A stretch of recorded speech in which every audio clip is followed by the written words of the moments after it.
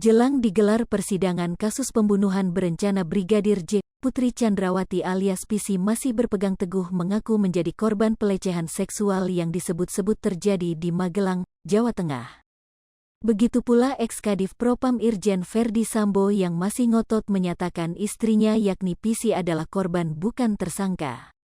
Dikutip Tribun Wow dari Kompas, nantinya pengakuan PC disebut memungkinkan menyelamatkan dirinya dan Ferdy Sambo dari vonis hukuman mati. Pernyataan ini disampaikan oleh Guru Besar Hukum Universitas Jenderal Sudirman Hibnu Nugroho. Keterangan itu tidak bisa jadi bukti. Keterangan korban bernilai, tapi harus didukung dengan alat bukti yang lain.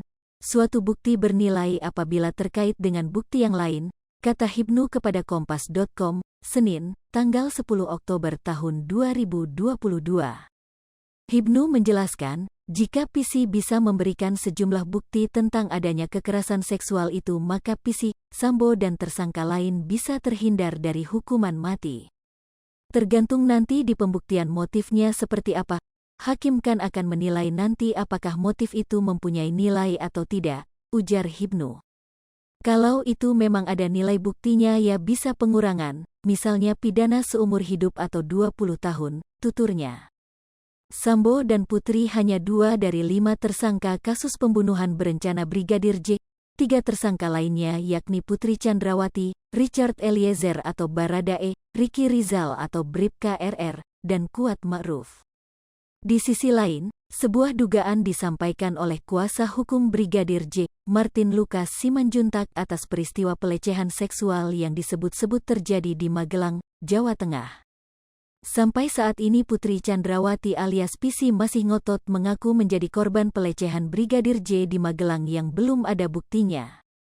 Dikutip Tribun Wow dari Kompas TV, Senin, tanggal 10 Oktober tahun 2022. Martin menduga justru istri Ex-Kadif Propam Irjen Ferdy Sambo itulah yang menjadi tersangka mencoba mencabuli Brigadir J. Martin awalnya menjelaskan bahwa dalam UU Nomor 12 Tahun 2022 tentang kekerasan seksual tidak dijelaskan bahwa korban pelecehan harus seorang perempuan. Bisa saja kok, reban itu adalah laki-laki, kata Martin. Martin lalu mengungkit bagaimana tidak ada saksi mata yang melihat langsung Brigadir J mencabuli PC. Kemudian Martin juga menyaksikan keterangan dari para psikiater dan psikolog yang dulu membuat keterangan terkait adanya kasus pelecehan di Jakarta yang ternyata kasusnya di-stop alias SP3. Jadi apakah kita mempercayai orang-orang seperti ini, kata Martin? Martin lalu menduga adanya kemungkinan justru PC yang mencoba mencabuli Brigadir J.